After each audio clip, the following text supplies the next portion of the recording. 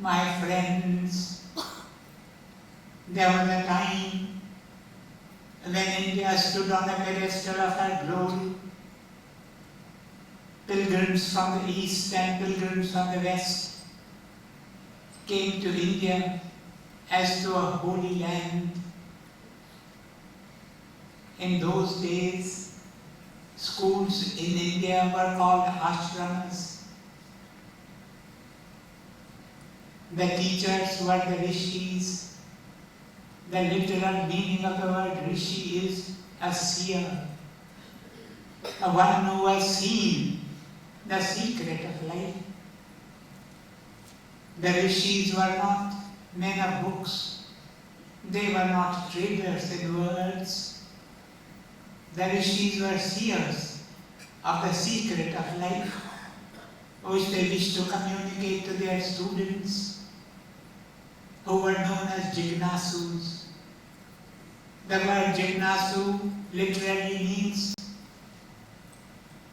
one who has the search for truth, who has the search for reality, the truth, the reality which, for want of a better word, we call God.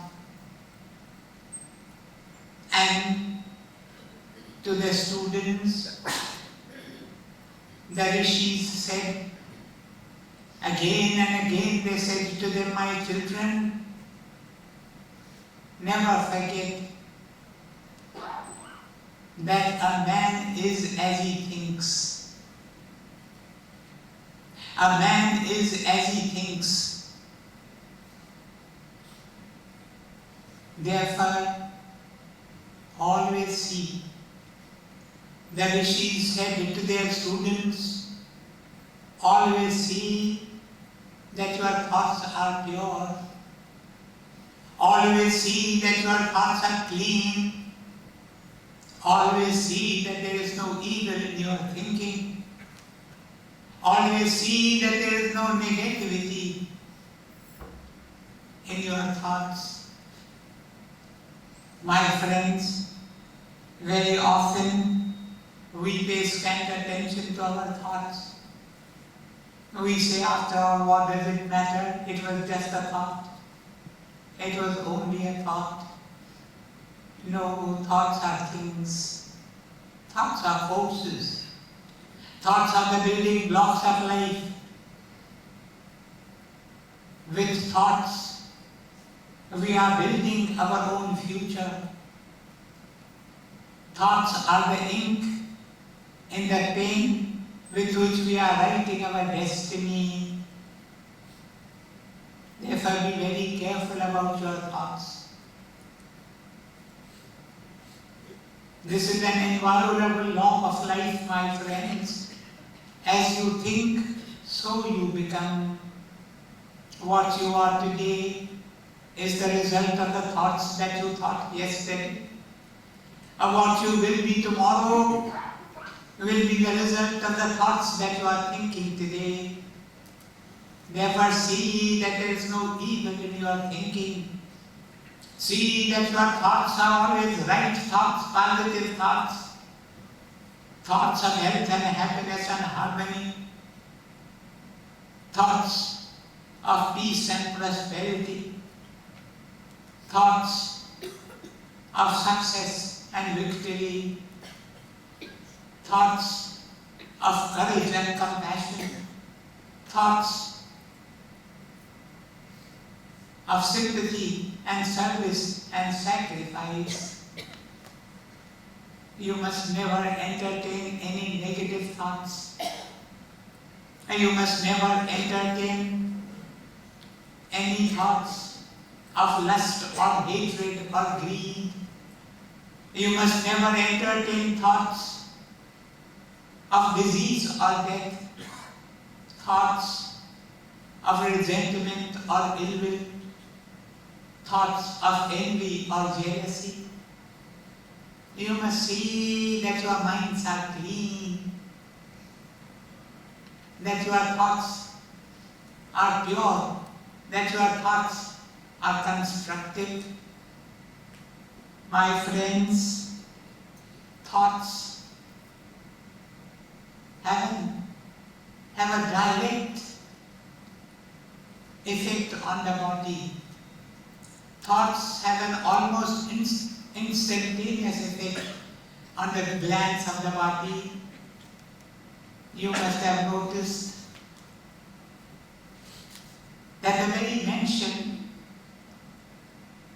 of a delicious dish will make your mouth water.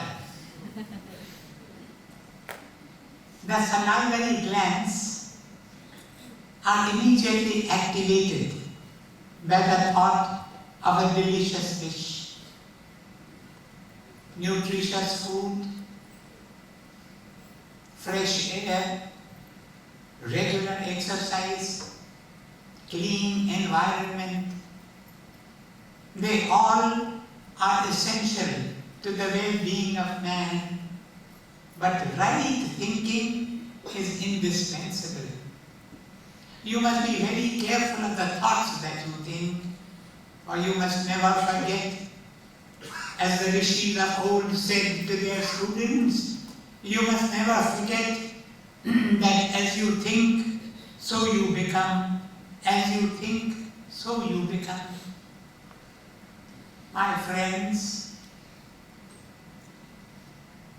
on an average, we are told a human being thinks 60,000 thoughts per day. 60,000 thoughts per day. Today, each one of you has thought 60,000 thoughts.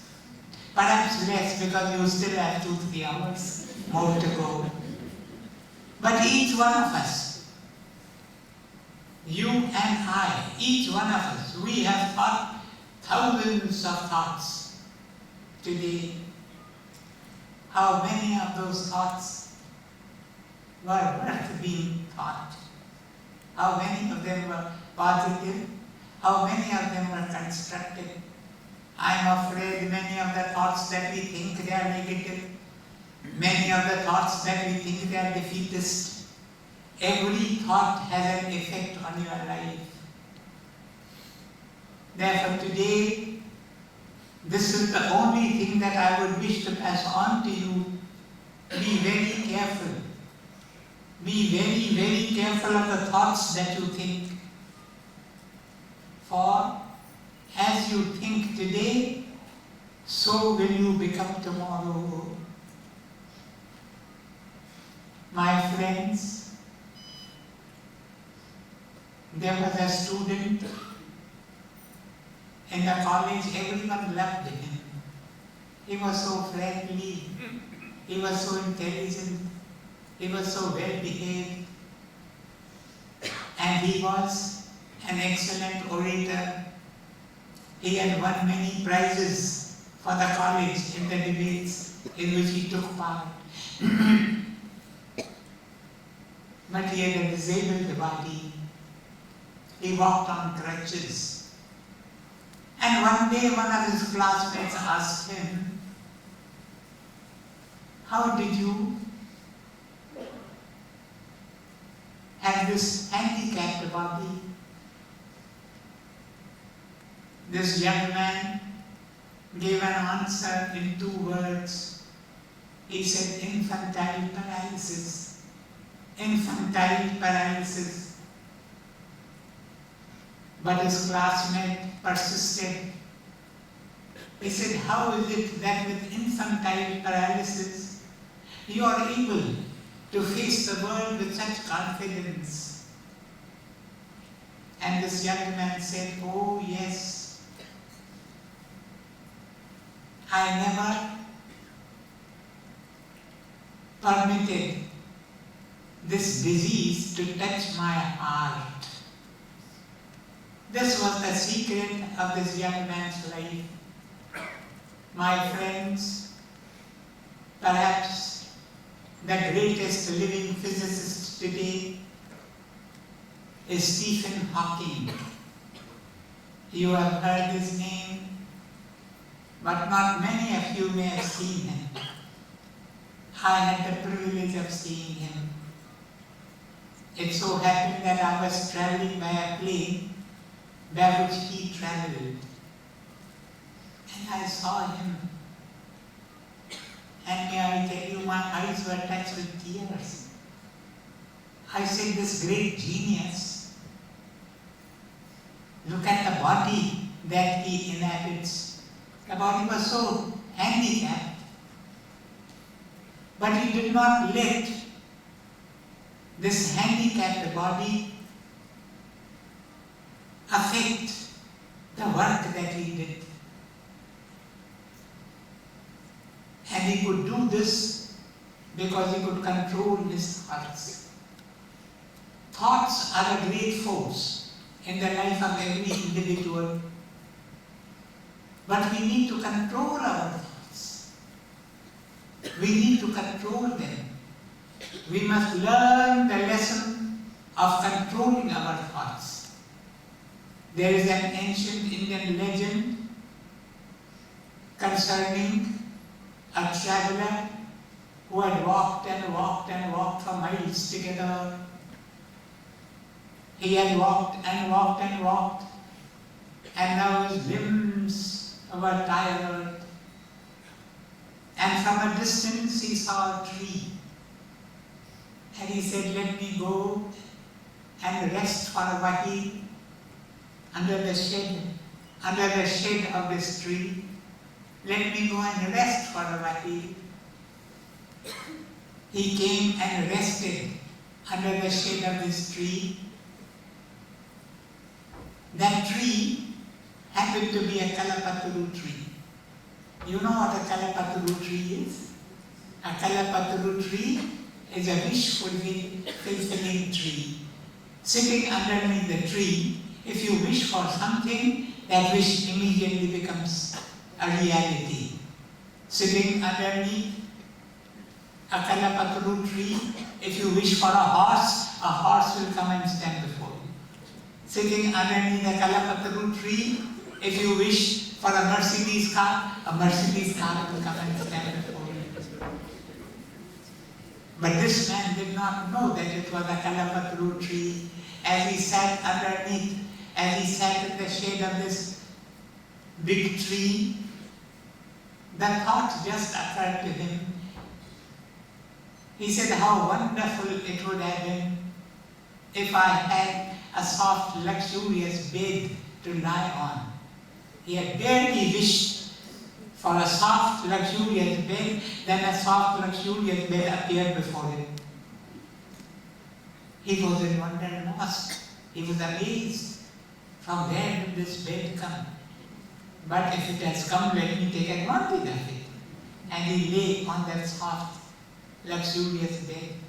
As he lay on this bed, the thought occurred to him, how wonderful it would be if there were a young, pretty woman who came and pressed my feet and my legs. He had but to wish. Immediately, a young, pretty woman appeared, and she came and pressed his feet and his legs. A little while thereafter, the thought occurred to him, I have everything that I need. I feel so happy. I feel so well looked after. But there is one thing that I lack, and that is a sumptuous meal. He had only to wish, and a sumptuous meal appeared before him. He ate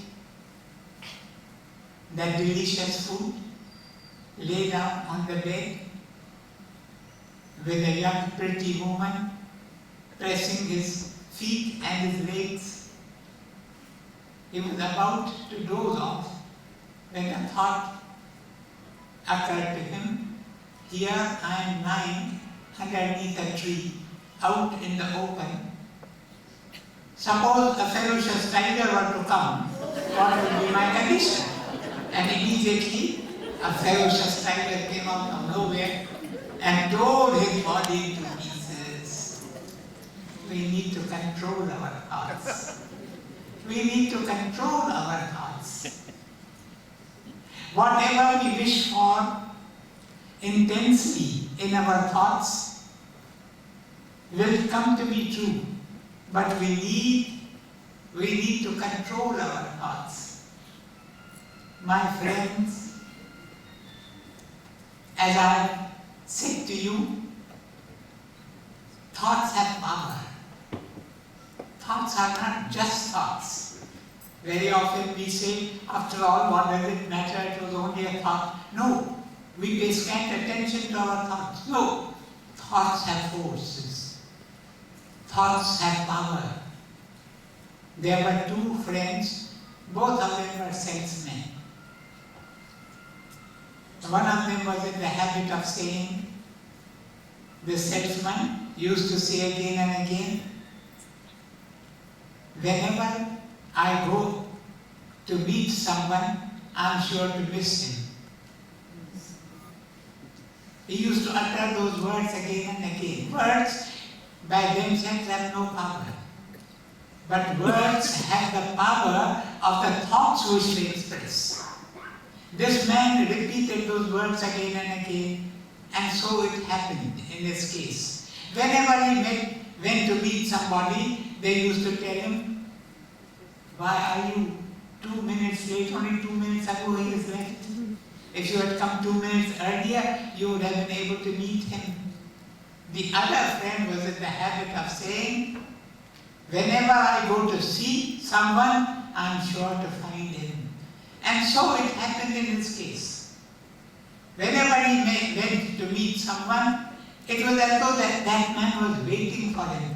The man would say to him, you have just come in the nick of time. I was about to leave. I had an appointment. Until the first friend realized his mistake and changed his way of thinking. Change this pattern of thinking. If you want to change your pattern of speaking, you have first to change your pattern of thinking. And he too began to say, whenever I go to see someone, I am sure to find him.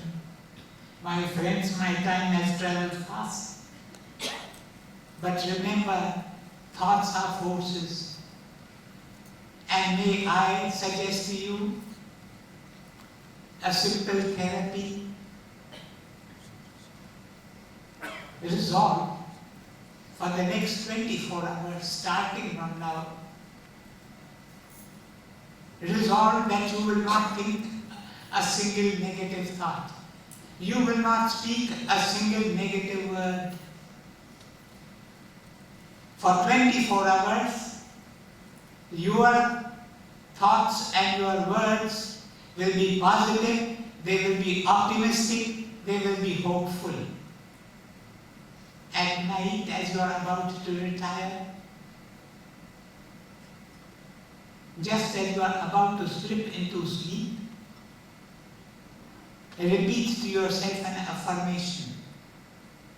The affirmation is, by God's grace, I am getting better and better day by day in every way, day by day in every day. Repeat this affirmation 10 times. Then go off to sleep. Tomorrow morning as you wake up, before you open your eyes, before you leave your bed, repeat this affirmation again 10 times. By God's grace, I am getting better and better every day in every way, every day in every way. Repeat this 10 times. By God's grace, I am getting better and better every day in every way, every day in every way. You will be amazed at the difference this simple thing will make in your life. I will not be here for a longer time, I may only for 2 days longer, but within a week's time, you will find a change in your life. Thoughts have tremendous power. And your subconscious self is a reservoir of power. And to touch the subconscious self, we need to repeat affirmations, especially at the time when we have just awakened or at the time when when we are about to slip into sleep. If you have to turn failure into success, if you have to achieve success in life, this thing must be noted very carefully. The conscious and the subconscious must cooperate with each other to produce success. And for this you need to have a strong will. The conscious is a very tiny thing. It's very much like an iceberg. It is very much like a piece of ice. You see only a small, tiny portion of it floating above water. The larger portion is there, immersed inside water. Likewise, the conscious self with which we are familiar, the conscious self that thinks, that feels, that takes decisions, that argues. This conscious self is a very tiny part of the total consciousness. The subconscious self is vaster. But the subconscious self cannot think for itself.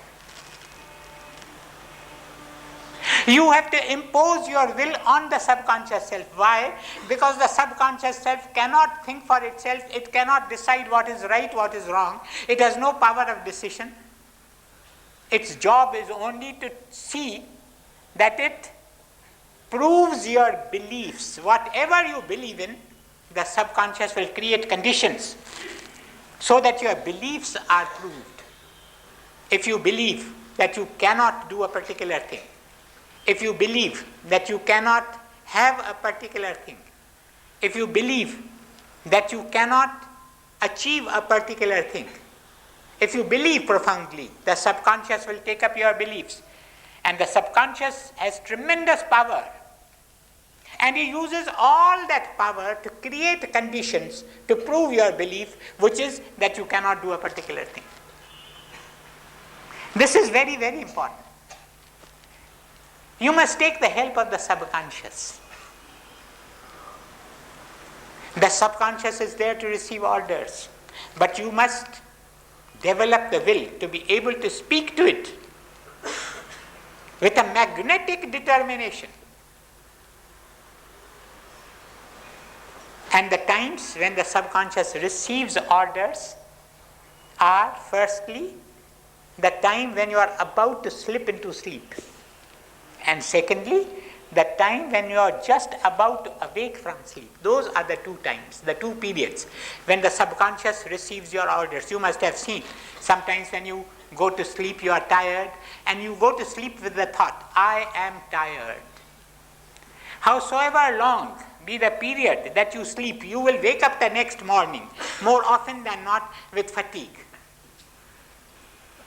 But if you are tired and you go to sleep, you slip into sleep with the thought, surely after this night's rest, I am going to get up a refreshed person. Chances are that you will get up the next morning fully refreshed. The subconscious cannot think for itself. The subconscious receives orders. You have to give orders. You have to speak with magnetic determination to the subconscious. The subconscious will receive your thoughts. The subconscious is there only to prove your beliefs, to prove the picture that you believe in, the picture that you have of yourself, that you have prepared. The subconscious will only prove that picture as true. If there is a fat man and he believes that he cannot grow slim, he will never grow slim. He may take a dietary course and he may reduce his weight, but when he is off guard, something will happen. The subconscious will create certain circumstances so that unawares he is again caught into the trap and he becomes fat again.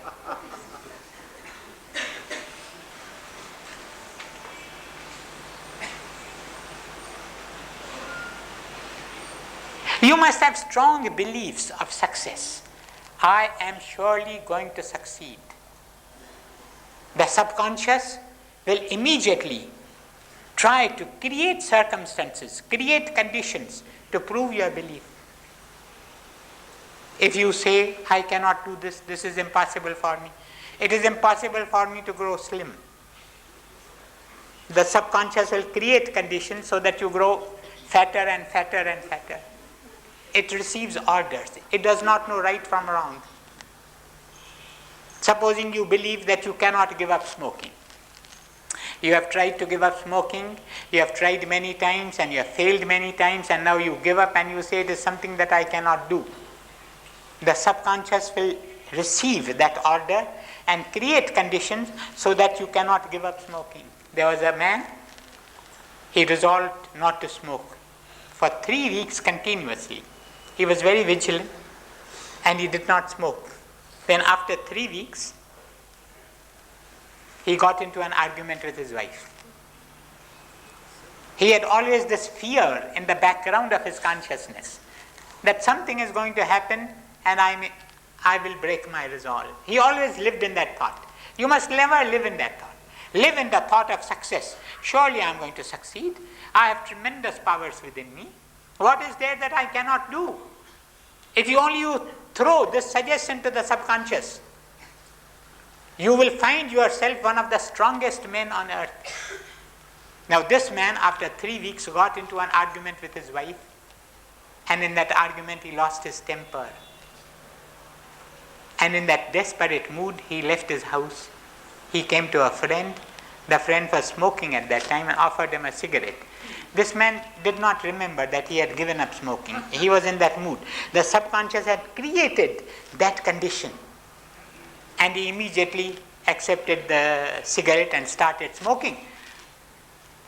After a few puffs, he realized, what is this that I have done for 3 weeks? I gave up smoking and I gave in so easily. But then he said, I knew that I would not be able to quit this thing. The conscious and the subconscious must cooperate with each other to produce success. Success is not produced only by the conscious self. You need the help of the subconscious. And remember, those are the 2 periods when the subconscious will listen to you, will listen to your orders. The subconscious is there to obey you. It is a very obedient servant. It is like that obedient servant because the subconscious cannot think for itself. The decisions are to be made by you.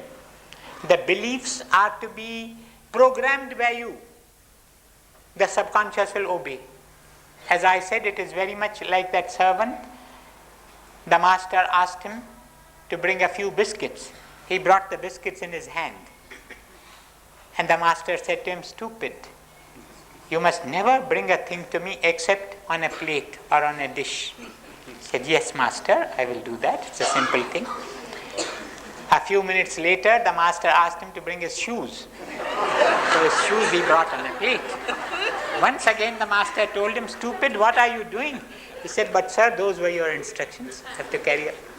The subconscious is like, they will not think for itself. It will bring shoes on a plate because you have asked it to do so. It cannot think for itself. It cannot decide what is right, what is wrong. It has only to obey. The subconscious is very much like the automatic pilot of an airplane, you know. They have those automatic pilots. Now, if you have set the autopilot to take the plane eastward, the plane will keep on flying eastward. With the help of manual controls, you can override that and turn the plane towards the north if you like. But as soon as you relax, as soon as you let go, the autopilot will take up and turn the... That is what the subconscious does. The subconscious is a servant that obeys. The subconscious does not see anything for itself, cannot think for itself, cannot take any decisions. Therefore, you have to be very careful about the affirmations that you make, especially at the time that you go to sleep. There are tremendous potentialities open to every one of you. If only you make use of the right affirmation at the right time. Just as you are about to slip into sleep, make an affirmation. The subconscious will receive it and will create conditions which will verify, which will prove your affirmation. Do it, the last thing, as you are about to retire, do it the first thing on waking up in the morning. At that time, the subconscious is open and will receive your orders.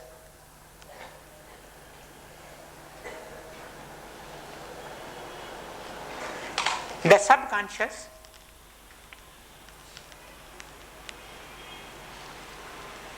is physically located